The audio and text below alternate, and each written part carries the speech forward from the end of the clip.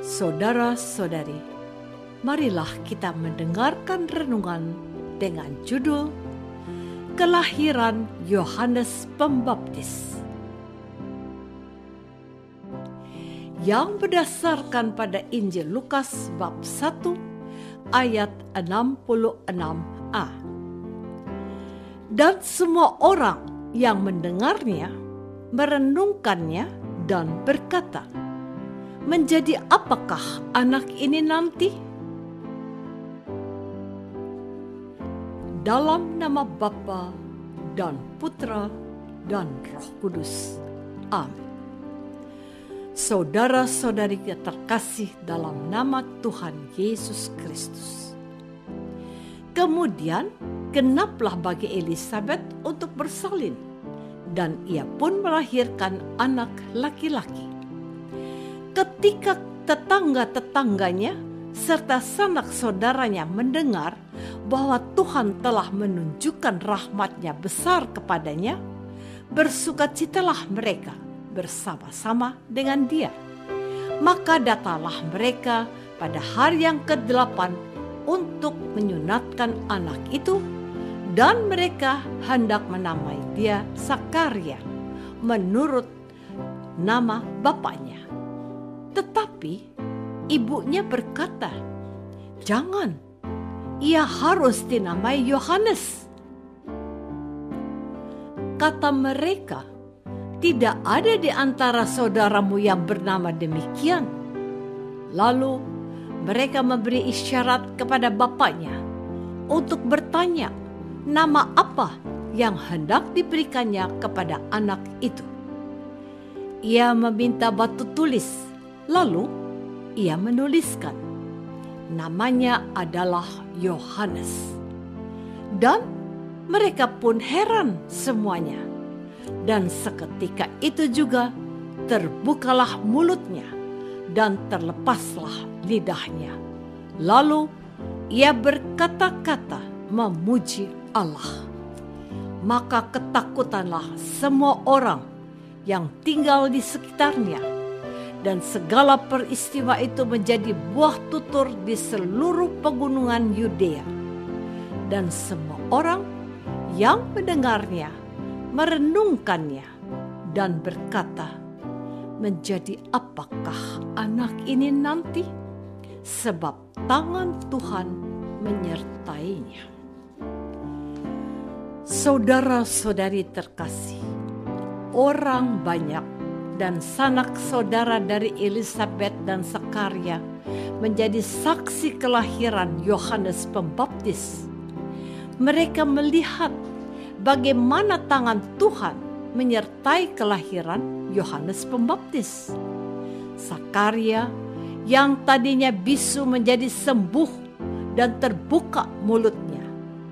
Yohanes sendiri adalah nama Yunani. Ibraninya Yohanan, artinya Yahweh yang menganugerahi. Dalam Katekismus Gereja Katolik bab 2 nomor 523 dinyatakan, Yohanes Pembaptis adalah perintis Tuhan yang langsung. Ia diutus untuk menyiapkan jalan baginya. Ia sederhana. Ia hanya memakai jubah bulu unta dan ikat pinggang kulit. Dan makanannya belalang dan madu hutan. Ia setia. Ia hadir sebagai nabi yang setia berseru, bertobatlah.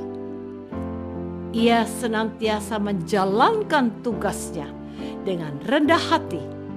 Ia berkata, ia harus makin besar dan aku makin kecil. Saudara-saudari terkasih, semakin dekat perayaan Natal, semakin kita diantar lebih dalam memasuki misteri kedatangan Allah di tengah-tengah umat manusia. Hari kedatangan Allah adalah saat sukacita bagi umat yang percaya kepadanya. Yohanes Pembaptis akan datang untuk mempersiapkan kedatangan Tuhan Yesus. Yohanes Pembaptis perintis jalan bagi Mesias yang akan datang. Tangan Tuhan menyertai Yohanes Pembaptis. Tangan Tuhan selalu menyertai orang yang terbuka hatinya bagi rencana-rencananya. Tuhan selalu bekerja dalam diri orang-orang yang siap untuk memberikan diri kepada Tuhan dan sesama. Yohanes Pembaptis menyiapkan jalan bagi Allah untuk melakukan karya-karyanya bagi umat manusia. Kita selayaknya bersyukur.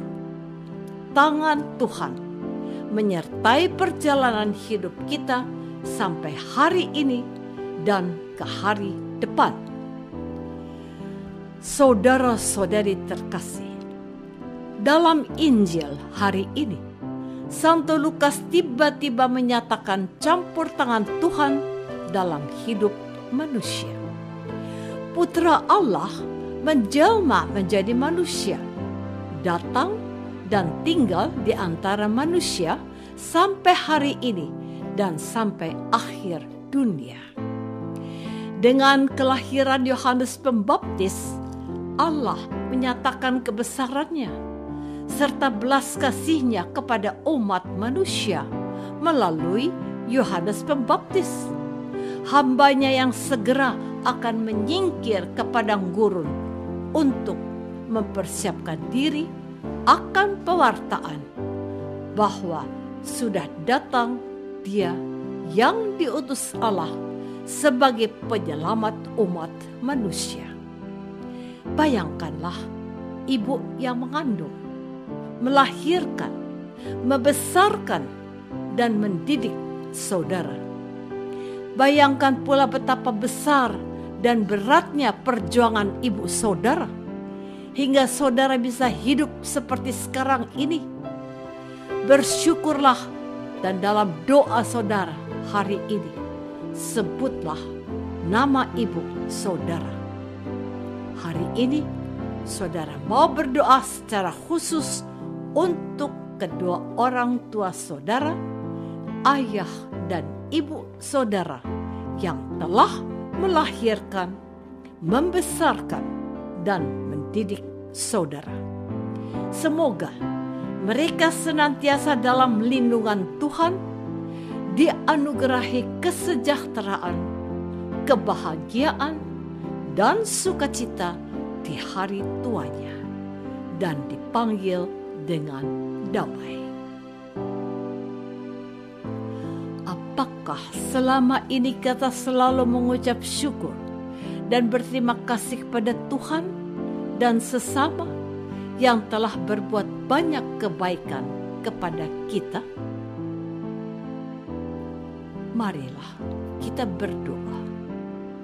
Tuhan Yesus, berkatilah kami, agar cinta kami kepadamu boleh meluap lewat cinta dan karya kami kepada sesama.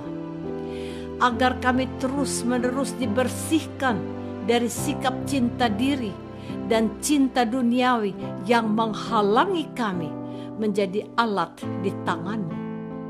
Bantulah kami untuk mewartakan dan membagikan kasih-Mu, ya Yesus. Doa ini kami persembahkan dalam nama-Mu yang kudus, Tuhan penyelamat kami. Amin. Semoga kita semua selalu dinaungi dan dibimbing oleh berkat Allah yang Maha Kuasa, Bapa dan Putra dan Roh Kudus. Amin.